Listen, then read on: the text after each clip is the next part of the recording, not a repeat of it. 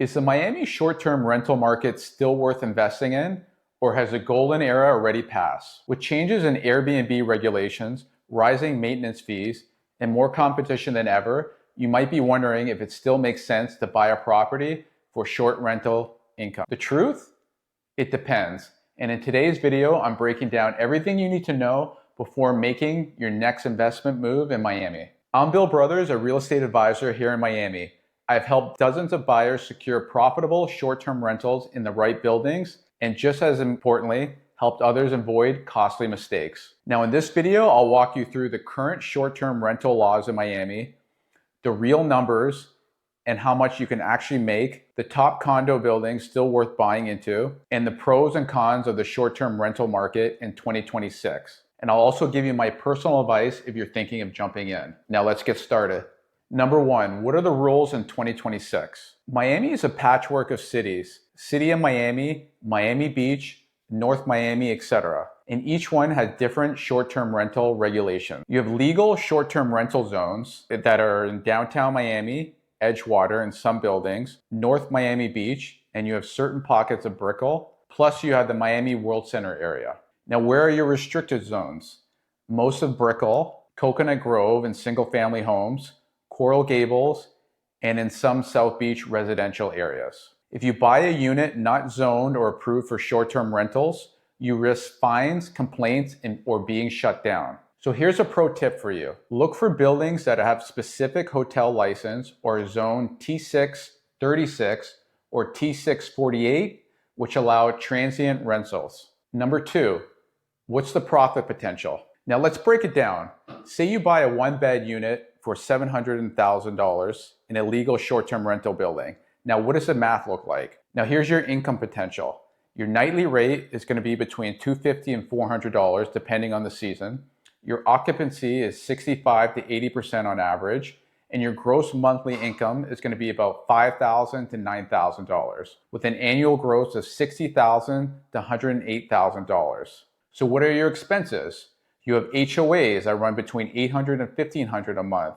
You have property taxes, which is about 2% of the purchase price. Your management fees, which run 20 to 30%, and you have insurance and reserves. Now your net income can range between $15,000 to $45,000 a year, depending on management, seasonality, and marketing. But here's a pro tip for you. Properties with hotel programs or branded residences often command premium rates and higher occupancy due to built-in traffic and amenities. Number three, top short-term rental friendly buildings. Number one, you have the Gale Miami Hotel and Residences that's in downtown Miami. You have fully furnished units and your prices are starting at $790,000. Your daily rentals allowed. You have a hotel management option or you can self-manage. Your amenities include a rooftop pool, gym, wellness center, and restaurants. And your location, it steps from the Brightline, Kaseya Center, and Miami World Center. But here's a pro tip. This is ideal if you want turnkey income in a central location with strong branding and full service. Number two, you have 72 Park in North Miami Beach. It's brand new. It's a short-term rental approved. It's 32 stories with modern finishes and rooftop amenities.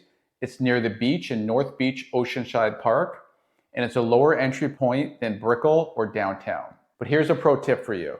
It's an excellent option for those priced out of Brickell with solid seasonal returns and lower HOAs.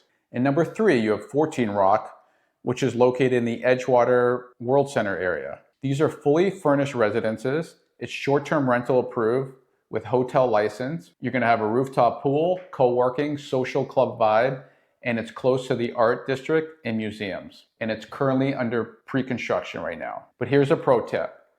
This is one of the most stylish up-and-coming short-term rental buildings, and this attracts a creative millennial traveler crowd.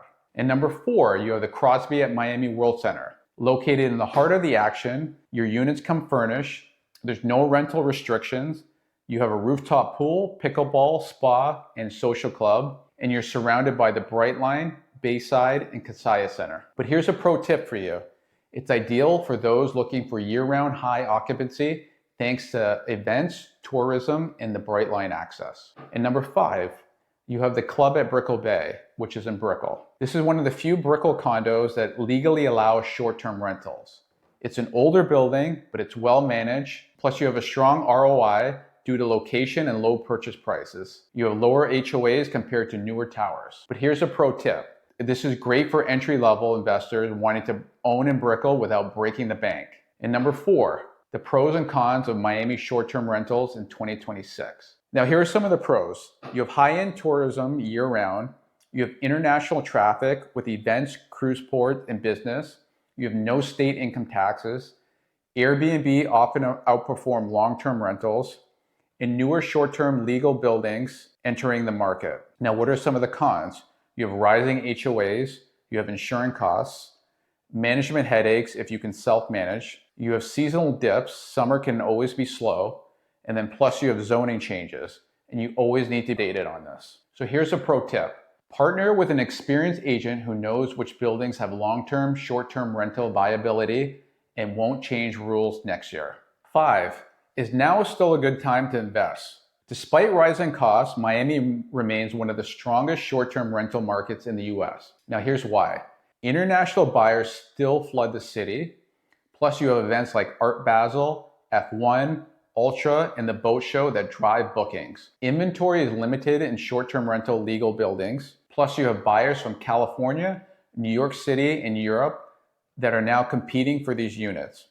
Your hotel demand is strong and travelers want condo flexibility.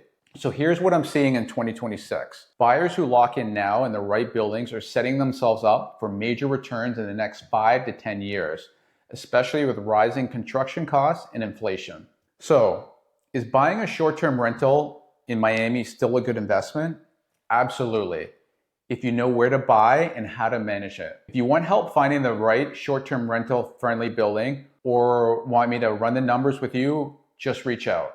My contact info is in the description below, so drop a comment and I'll personally reply. And if you found this video helpful, be sure to like, comment, and subscribe.